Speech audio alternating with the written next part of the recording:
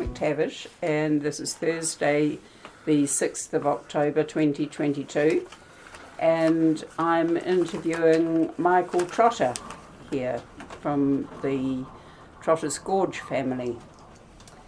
So, Michael, let's start with the first one, William Sinclair Trotter. He came over, I understand, with the Magnet and Johnny Jones, and he started to work for Johnny Jones. In what capacity? Right.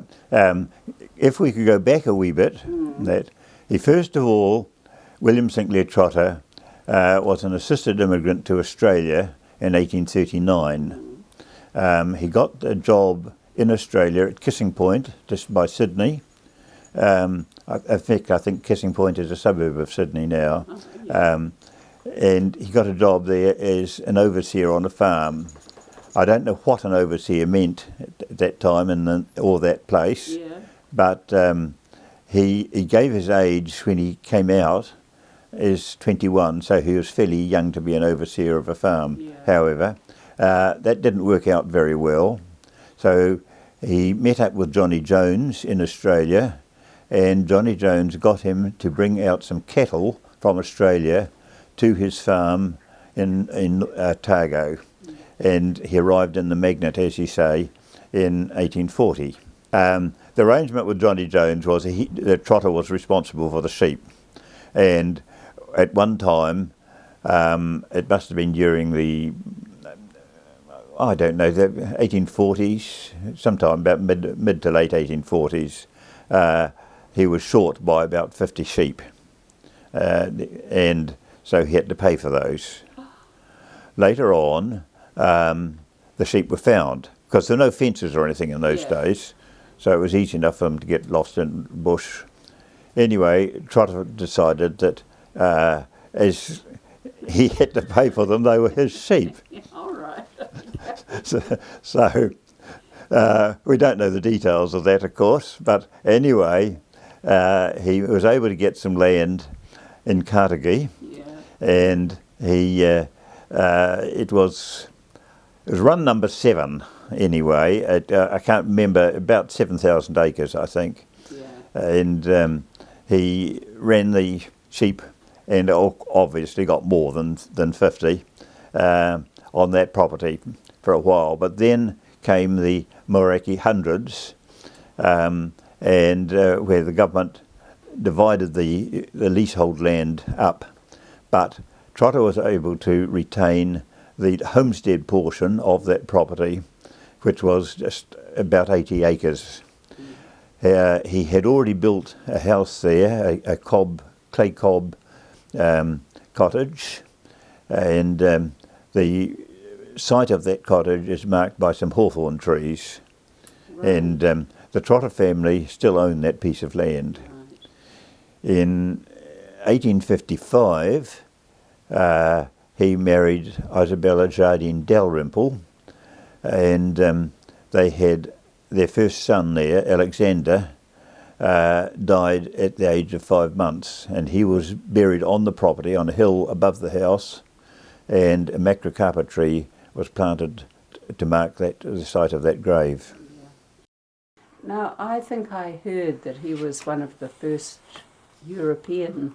It has been said that he was. I have an idea that there might have been one earlier in Nelson, but it's good family history to say that it was the first. Yeah, because it's quite late if it was a first. Yes, no, I think that's just one of those family stories. Yeah. Now, he had several children with Isabella.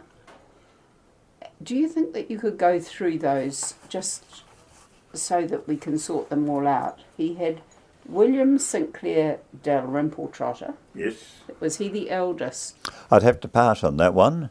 I don't remember offhand.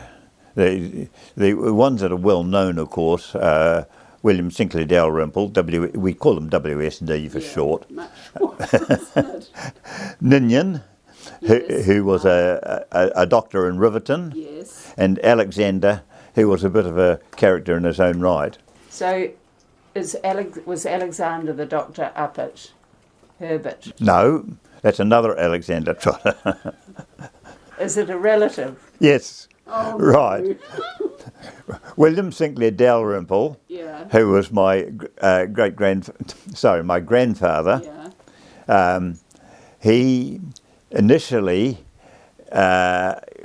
started working for his father on another property. Can we stop? Is that Greenvale? That's Greenvale. Listen, William Sinclair Trotter, WST, wasn't very happy about the property that he had leasehold being divided up. So he searched for another property and he got one in central Otago, just south of Kingston, and he called that Greenvale. Yeah. And that wasn't divided up at that time, at any rate. Yeah. And he first, with Isabella, of course, they stayed for a wee while in Kingston itself, and then he built a house just down the valley by the Allen Creek, which is south of Kingston. Yeah. Stayed there for a wee while, and then about 1878, I think, built another property further down the valley. It was more central to the property. The remains of both those houses are still visible. Both those homesteads, I should say, are still remain. Very dilapidated piles of stone. They were both of them built of mica schist, the usual Central Otago mica schist. Right. Anyway, but he still retained all that time the 80 acres in Cartagee. Yeah. A wee bit later, he was able to buy some of the other bits of that, the Mauraki hundreds. They bought about another 200 or so acres to add to that initial 80. Yeah. In the meantime, however, he got his son, and I think it would have been the first son, William Sinclair Dalrymple, or WSD, to manage the property at Greenvale. Yeah. And William Sinclair Dalrymple, Trotter, married a Meiklejohn, who the Meiklejohns lived further around on Lake Queenstown, Lake Wakatipu. Yeah. Now, that was Mary Meiklejohn, and after a while of managing that property, the first Trotter sent him back down to the Cartagee property to run that. And at that time, the only house on the property was a little cottage, a little two-storey cottage, which was subsequent to the Cobb cottage that I mentioned. That little two-storied cottage was wooden, and it was later shifted up to Hamden. Oh. And I don't think I'm pretty sure it's no longer in Hamden now. It's long gone, but I do have photographs of it. Oh, really? So there's that. That's an aside. However, back to Cartagee. In 1864, the Cartagee Hotel was built, and that was to service the coach system, which went right past and over the Horse Range Road. Was it just coaches, or was it a drover's hotel? Mostly drovers, I would think. Yeah. At the hotel, just on the opposite side of the road, there was a big accommodation paddock. Yeah. And that I can't remember the acreage of that, but drovers would bring their sheep and sometimes cattle, and they would put the sheep there overnight until they went on to somewhere else. Yeah. It was good for horses too, because they had big stables. The stables are reputed to have had 16 stalls in. I think that is one of the exaggerations. That's a lot. Yeah, it is a lot, isn't And the remains of that building, I can remember it. It was converted into an implement shed, and the part of the shed that was converted into an implement shed would not have held 16 stalls. It wasn't big enough. Yeah, But okay. that's perhaps just another family history, one of those stories. How many horses to draw a cob and co? It'd be 4 or 6. Yeah. Yes. No. So if it did have that many stalls in the stables, it must have been longer than it was. Some must have been taken down when they converted into an implement shed. In my time, in the 1950s, the stone cobbled floor of the stables was still there. The stables were demolished. I don't know, around about the year 2000, 2002, something like that. They were protected, of course, under the Historic Places Act, but that doesn't really mean much. No, it doesn't mean Anyway, your question was about other members of the family. I mean, William Sinclair is the one He's the first one, that... and William Sinclair Obviously, Dalrymple your was line. the second one. So Yeah. William Sinclair Dalrymple, Yeah. he stayed in the Carnegie Hotel. Was no longer in existence as a hotel, but the building was still there. Yeah. And William Sinclair Dalrymple stayed in that for a while with his family, Yeah. his growing family, Yeah. while he had a new house built. Right. The new house was built not very far from where the hotel was, and that was in existence until quite recently. So that was the one that was burned down. Yes. So, but there was another fire on the property as well, wasn't there? There was the Monterey. Ah, right. Okay. Yes. Right. Now, going back a bit then, William Sinclair Dalrymple had quite a large family. Yeah. And you mentioned Alex Trotter, the Doctor of Herbert, Yes. Alexander Trotter. Yes. He was a son of William Sinclair Dalrymple. Ah, so he was your uncle. Yes. Yeah. Yep. Okay. Their first baby was named Isabella, not surprisingly, after the mother. And one of the things that I found delightful, William Sinclair Dalrymple's diaries are very matter-of-fact, straightforward. The weather, who was sowing crops, what they were doing, all that sort of thing, until the birth of his first daughter. And he goes into raptures at that. So he was quite a human person. Yeah. Anyway, he had quite a family, as I say, Alexander Trotter, and one of them was my father, Stanley John Trotter. Right. And Stanley John Trotter built a house at the time of the Depression, not very far away, and that was Monterey. Right. It was called Monterey because he also planted a plantation of pine trees right next to it, Right. and Monterey pines. and they were Monterey pines. Nowadays we call Monterey pines Pinus radiata. Right. And back then it was called Pinus insignis, but the common name was Monterey pines. So you say it wasn't very far away from WSD's house. Was it still on the flat or was it up a bit? It was on the flat on the opposite side of Trotter's Creek. Now, Trotter's Creek is a great place for scrumpying for old apples.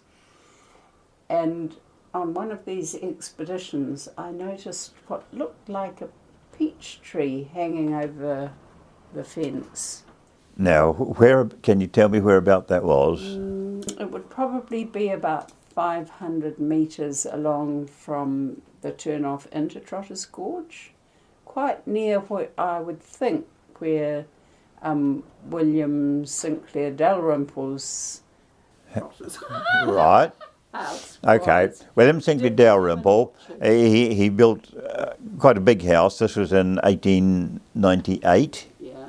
and in those days they had big gardens, of course, and the best place for a garden was on the opposite side of Trotter's Creek, just straight opposite the house. Yeah. And they had a big orchard there, orchard and garden, and it had a lot of fruit trees in it. Right. It was very well set up. They used to have bird netting over the top of it. That's included big apple and pear trees, which grow to quite a height. Yeah, huge. But in my time, that had fallen into disrepair, and the land was still very good for growing vegetables. And my father took on the growing of vegetables there. However, when he built the house at Monterey, he also put a big garden down at Monterey. Right. They lived in that house for many years, and I can't tell you the exact time, but at one time the house at Monterey burnt down. This was an accidental fire caused by something in the electrics. I don't know what it was. Yeah. Luckily, the only person in the house was my father. My uncle was living in what we call the big house, that is the original William Sinclair Dalrymple house, and they used to walk down every morning and collect the newspaper, which was delivered by bus on the roadside. And he came to the top of the bank and looked down onto Monterey and saw that Monterey had burnt down, and there was my father lying flat out on the lawn. He thought my father had died. My father hadn't. He was just exhausted trying to rescue things out of the house when it got on fire. Luckily, my mother happened to be down in Dunedin at the time, so nobody was hurt, but the house was gone. Yeah. Now, what happened with that after that, have to go back again a wee bit and go down to my own life. I was born in 1935, and I started work down in Dunedin as a draftsman for Post and Telegraph.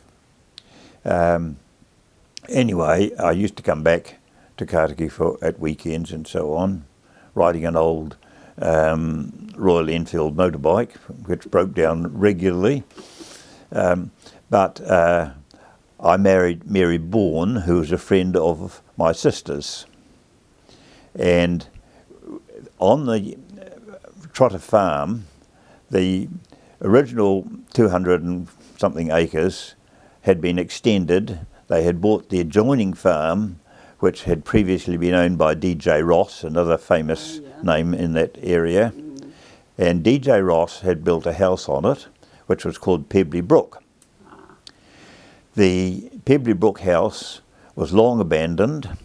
It had been lived in for a wee while after the Second World War by a family, the Hewitts, who collected firewood from behind the North and South Peak in Pigeon Bush. Yeah. And they drove up there each day, right up Trotter's Creek, right round behind, and cut it, mostly Manuka. Or Kānuka, one or the other. Anyway, the house just had a coal range, only one water tap inside, no electricity. And after they left in the 1940s, the house was abandoned, and it was sometimes used for storing wheat. Sheep took shelter in it. The floors got covered in sheep droppings and so on. However, when I got married in 1960, I think, Mary and I decided we could do up that house and live in it. My father was Stanley John Trotter, was a great help, and he just worked, fantastic amount of work on it. Cleaning it out for a start, putting new windows in, borer curing it, for bora curing we used stuff called dieldrin. It's not used these days, but real potent. I can remember one time seeing a fly come flying in through the open window into the living room and just coming along and then dropping down. That's how bad it was. Right. And to make matters worse, we never thought of using masks or anything in those days. We just breathed in the atmosphere. Of course, we also used, not on this house, but in other places, asbestos boarding and things like that. No worries at all. Anyway, 1965, I shifted up to Christchurch, so the house was empty. And when Monterey got burnt down, my father and mother went and lived in the Pebbly Brook house. Yeah. So, and that house is still standing. I don't know whether anybody's living in it at present, but it certainly has been lived in subsequently. I actually think there is somebody living in it at the moment, and I know that I actually went into it and visited it when I was visiting the people before the current people, before they sold it to the hen farm people. And by the way, they found some Trotter names graffitied onto some of the doors. Can't quite remember whose name it was, but it was... I wonder if it's my own family. Yeah, I mean, in those days it was, and I presume today, we used to record the height of the children various times, and it might have been that, I don't know. Or it might have been just a child, no, they would have been too young to write their names, I think, before we left. Anyway, that's got the houses sorted out. Thank you very much, Michael. That's great. Right, no, William Sinclair Trotter, when he had to give up the freehold at Carnegie, he drove his sheep. He kept some sheep back there, but he drove the main lot. It would be some thousands. Not by himself. We had other people helping him. He drove them right through into Central Otago. Yes, and the Greenvale property. Into Greenvale. Yes. But he also, once he got there, he also got more from down in Southland area. Why did William Sinclair Dalrymple, why did he come back from Greenvale, which he was managing, to Trotter's Gorge? Because his father told him to. Oh. Well, what happened to Greenvale? No, I can't tell you how or why the first Trotter decided what to do about things, but no, he owned more properties. He got more properties down in Southland. And Woodlands. Yes. And he ended up living down at Woodlands. But he really in a way he overmanaged the various properties that he had, and so that I have no doubt it was all done very amicably, but William Sinclair Dalrymple ended up on the Carnegie one. Right. So he didn't leave it all to the eldest son. He distributed the properties around a bit. I'd have to pass on that one. I'm not quite sure what he did. I can only talk about the William Sinclair Dalrymple one, and that did become owned by William Sinclair Dalrymple, yes. So I don't know about the others. Well, that answers the first two of WSD then. Do you remember him at all? Oh yes, he didn't die until 1939. Right. I remember him, in spite of what I've said about him, his delight at his first daughter, but to my boyish memory, I was only 4 years old when he died, but I remember him as a very stern man.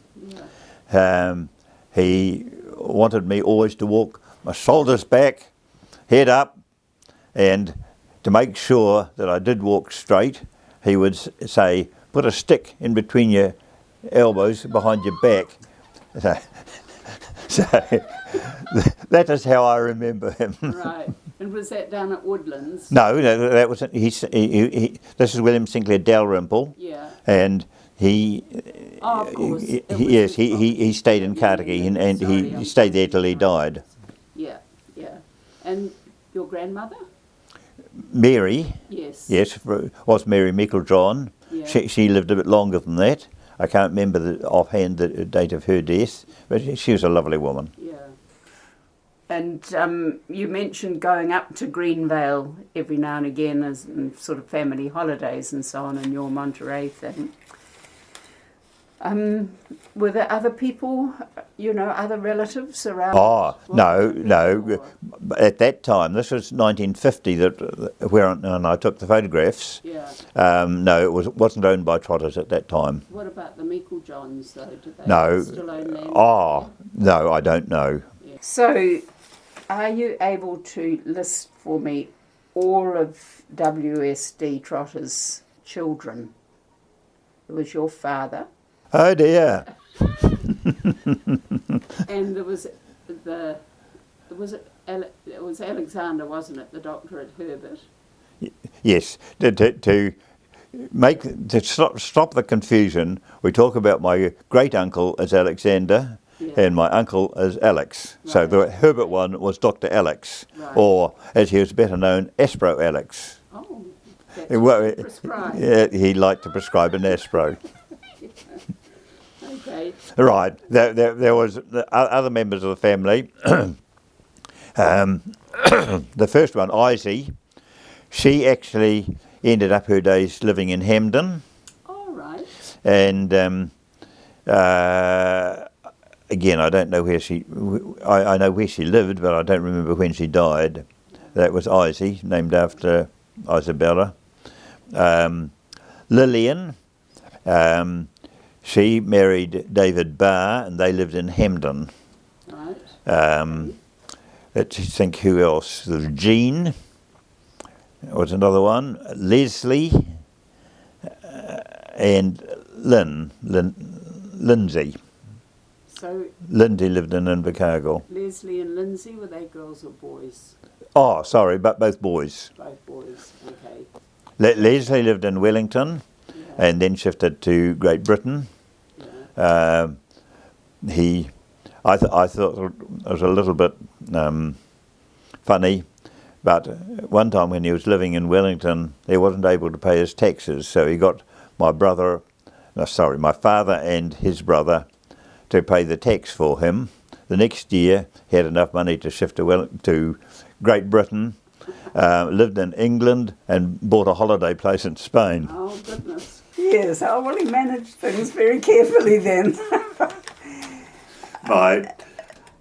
So actually there were four families from William Sinclair Dalrymple's who actually stayed here in the area. Your father, your uncle.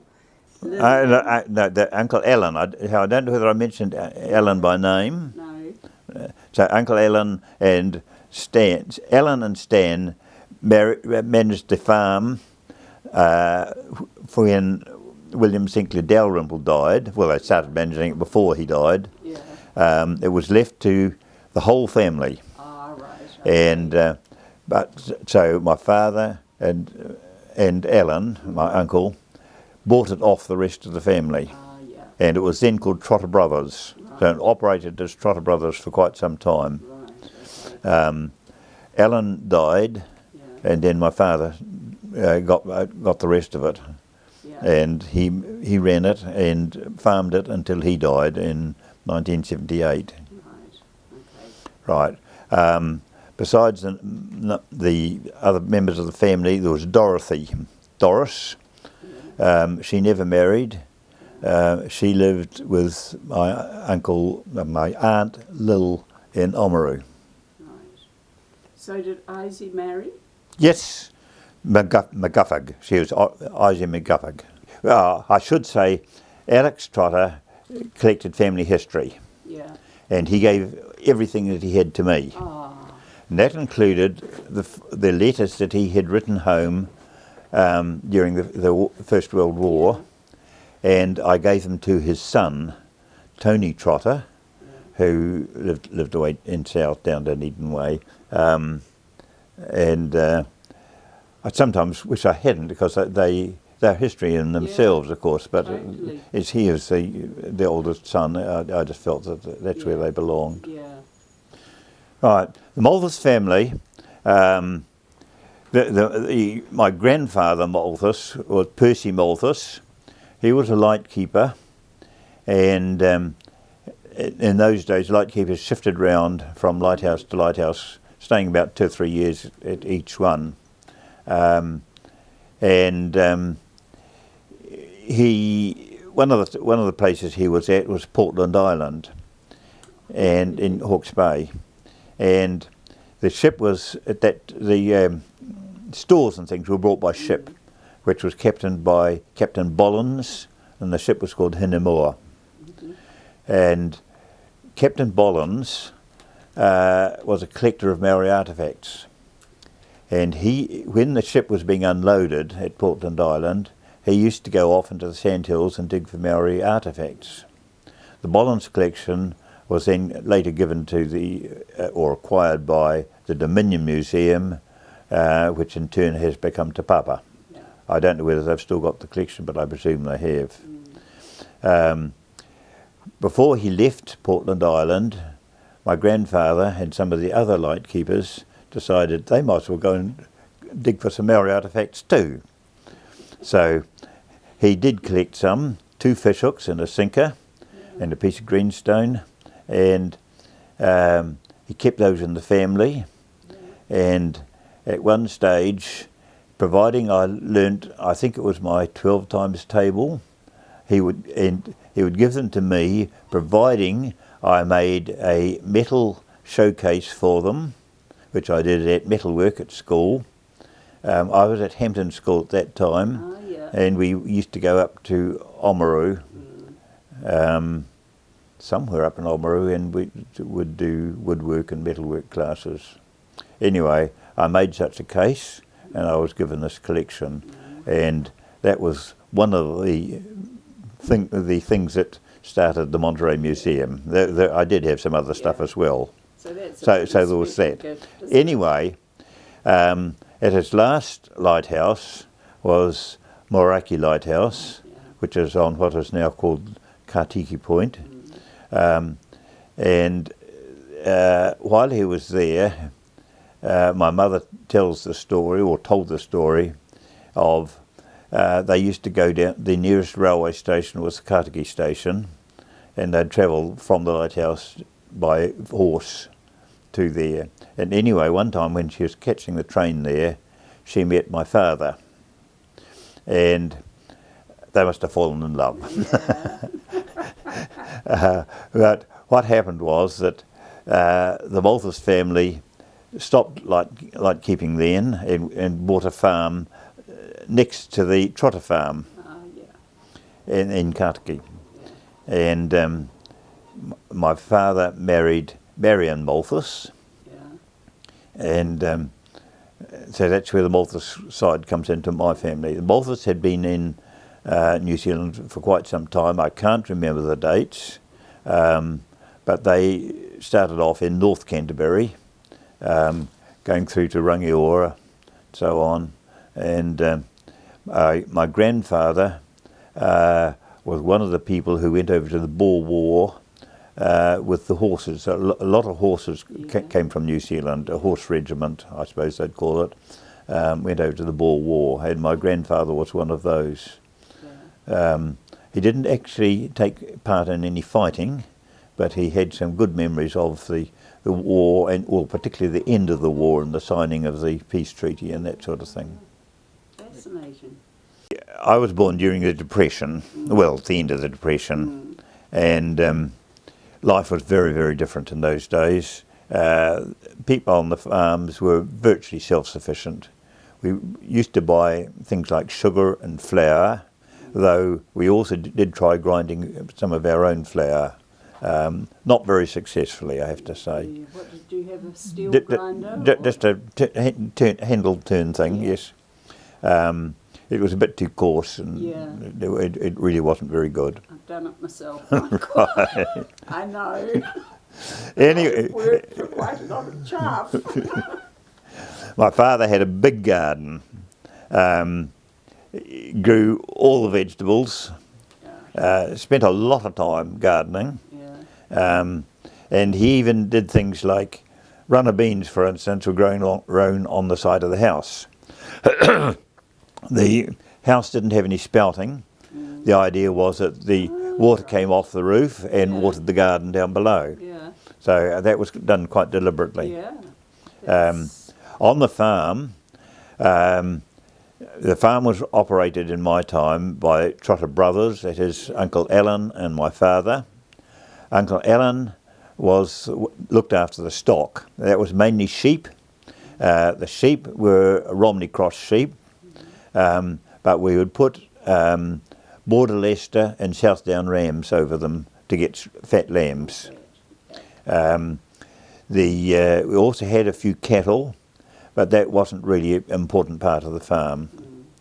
My father did the cropping, and the main crop was always wheat, and it supplied local people for their chooks, but also that we used to grow a soft wheat for that, but we also used to grow a hard wheat called Hilgendorf, and that was sent to the flour mills just south of Oamaru.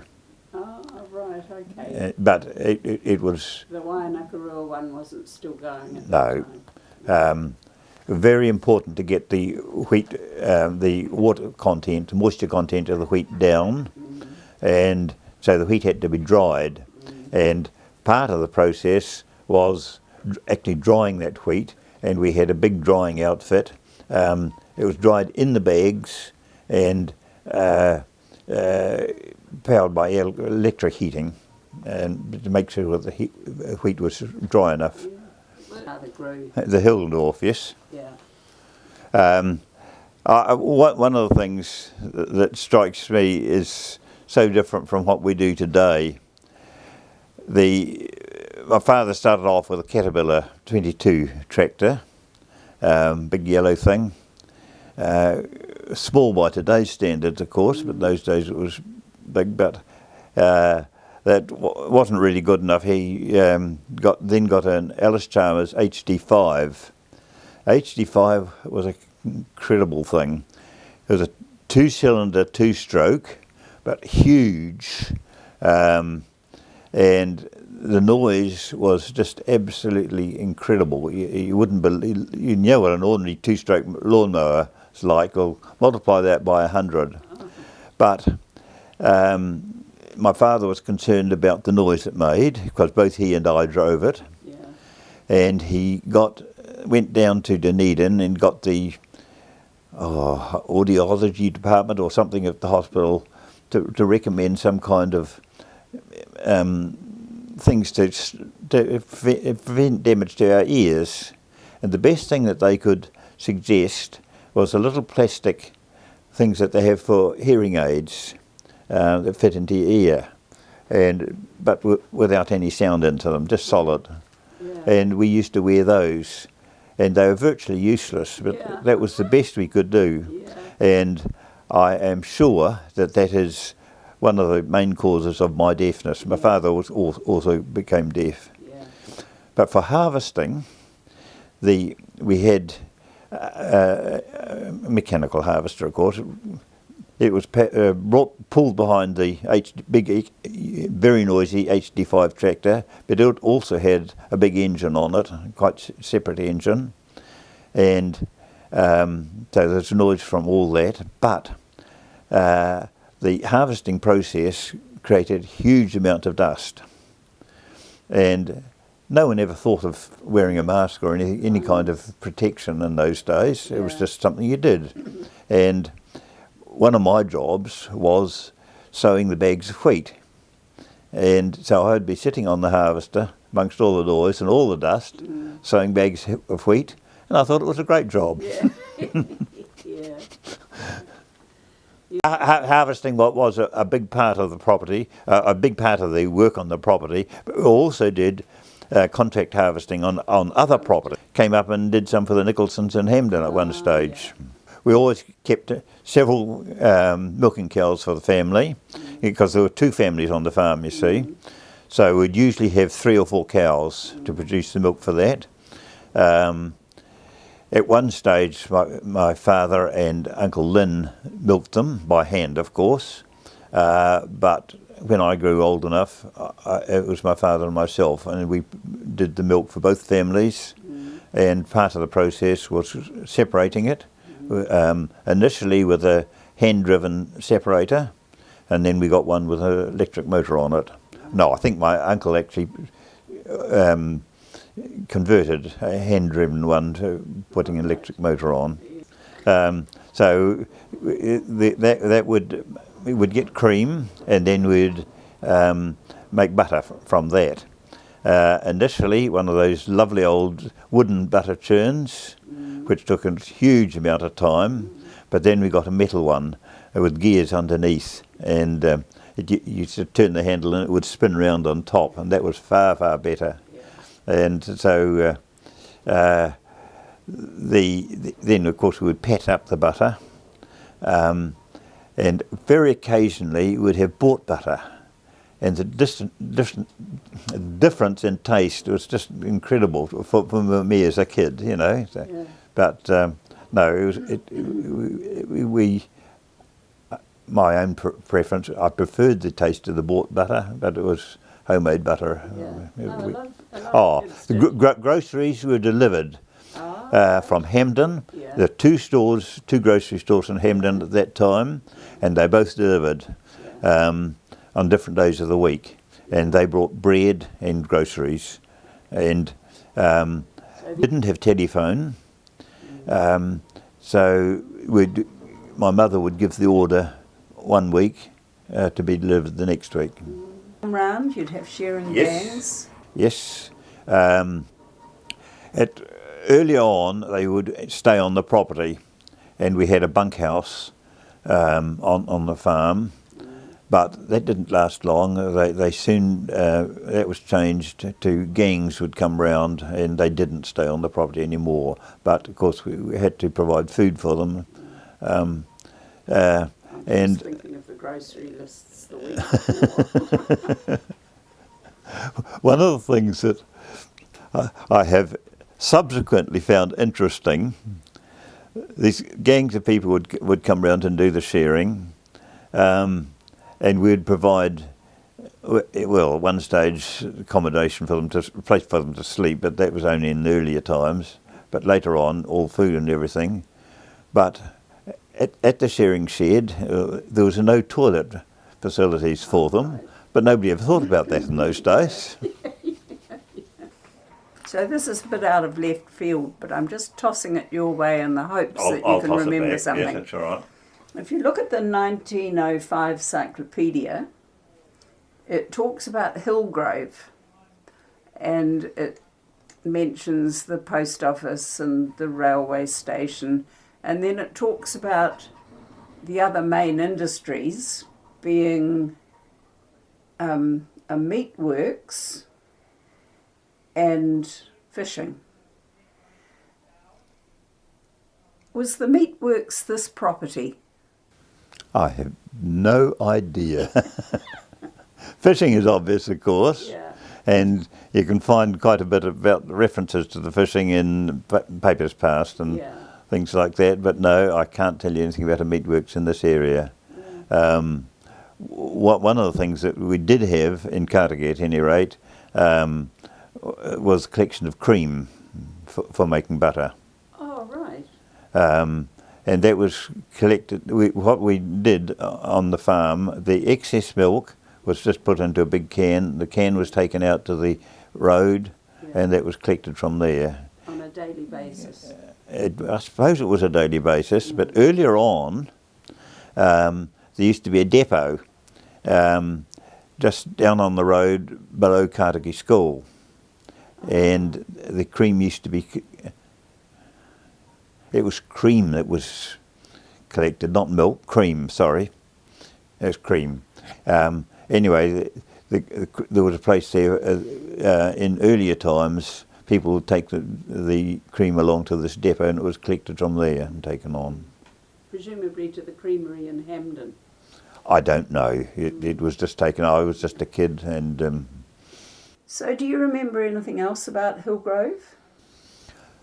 Not much, but it was a fairly important part of our lives. The main railway station was the Cartier one, Yeah. but Hillgrove was the post office, Yeah. and that was very important. So you didn't get a postal delivery? Not at that time, no. The post office was also, there's a post office, a bank, so we did banking there as well. Yeah. So that was important. Yeah. And Well, thank you very much, Michael. The only other thing, I guess, is any memories of Hampden School? not very much. George Martin was the teacher that time. I think he was quite a good teacher. He used to teach us all sorts of things that were not on the curriculum. And some of them were perhaps surprising by what we do today. One that I remember, for instance, was you must never have a bath more than once a week. Oh. And he used to actually tell a story how it was bad for you. You know, these days when people shower or bath quite often, I don't know, I suppose most of us do daily, but that was the thing, we were taught that. And then when I started work, that would be 1953 or thereabouts, my mother actually suggested to me it would be a good idea to have a bath twice a week. I can imagine it's a teaching that most small boys would be quite happy to trot out when they got home. But he also taught us other things. He said if you want to break a light bulb, do it inside a brown paper bag, so the gas doesn't go everywhere. Now, why he would teach you that sort of thing, I don't know. Did he teach you swimming? Oh, yes. Now, mostly the swimming was done by the infants teacher, and I don't remember her name offhand, because I was under George Martin. The infants teacher was in a different room in the school. Oh no, the swimming was fairly important. Well, it was at Cartier too, I have to say. Though in Cartier we didn't have a swimming pool. Well, we didn't have a swimming pool in either places. Yeah. At Hampden it was the Coorey Creek. Right. Cartier it was in Trotter's Creek. Yeah. Yeah. Very much, Michael. It's a highly entertaining interview. It also reminded me what gaps there are in my knowledge. Oh. No, the trying to find out exactly what happened is a fascinating hobby, I suppose. It's a hobby. When you find out this, really a lot of the stories that you were brought up with not really factual at all. Good stories. Thank you very much, Michael. I think that's been a very interesting and highly entertaining interview. Thank you. Well, thank you. I hope it's some use to you. Yeah, no. Well, I'm thinking that this is my job to collect, and then other people might come along and put things together. But if I can just collect, oh yes, that's all I'm. Well, one of my great disappointments is that I didn't collect a lot of things first hand that I could have. Yeah. For instance, I did do a wee bit of that, but a person who was living in the Cartier Hotel when it was working as a hotel, I met the son of the proprietor at that time. He told me a lot of things, with all the things that I could have asked him. Yeah. And even my own father, things I should have asked him, but didn't. Yeah. In Eden to buy a bag of flour. He came back with a keg of whiskey. It's a Jack and the Beanstalk kind of a story. that's the family history. I'm no doubt he brought the flour as well, but that isn't said. Yeah. Anyway, Jeff and I both drink whiskey and well, Scotch, I should say, and we say that it comes from him. Oh, yeah. Genetic. Sorry about that, Jeff. No, you go over here. No, don't stay. Now, did I go on too much then? No, that's perfect. Trotter was responsible for the sheep. You like to get down? You can stay. And there's another story. You might want this on the interview, but So did she come out? years later. But you go down there now, the people who own the property said, "Oh no, you like to get down." I might run out of what I can remember too. I might say, hello. Do you really want me to? I had to sign a couple of forms in which I was referred to as the talent. Sorry about that.